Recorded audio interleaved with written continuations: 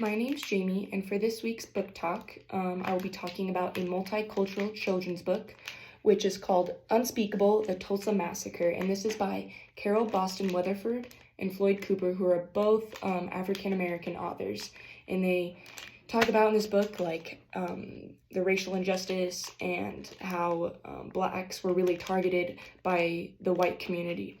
In this, it says, in the early 1900s, Tulsa, Oklahoma was a home to a thriving African-American community. The Greenwood District had its own school system, libraries, churches, restaurants, post office, movie theaters, and more. But all that would change in the course of two terrible, unspeakable days.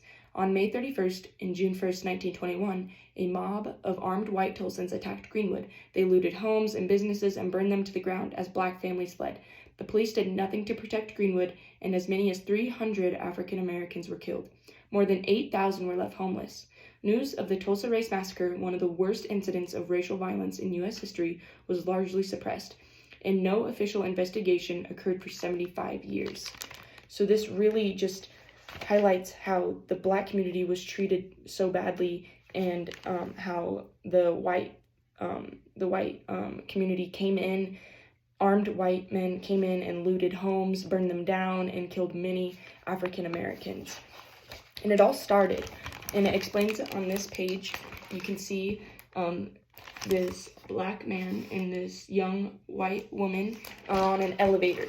It says, but in 1921, not everyone in Tulsa was pleased with these signs of Black wealth, undeniable proof that African Americans could achieve just as much, if not more, than whites.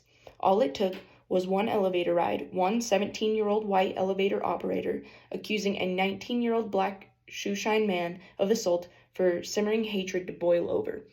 So this is really the turning point. The beginning of the book really explains how this Black American community was thriving and it was doing so well, but then this was really just the turning point, and this Black man was accused of assault, and then it boiled over, and these Black people had to flee their homes and just grab everything that they had, because their houses were being burned down, the business were being burnt down and looted, and it says even hundreds were injured and so many people were killed. Even part of the Black community was killed and the white community was killed.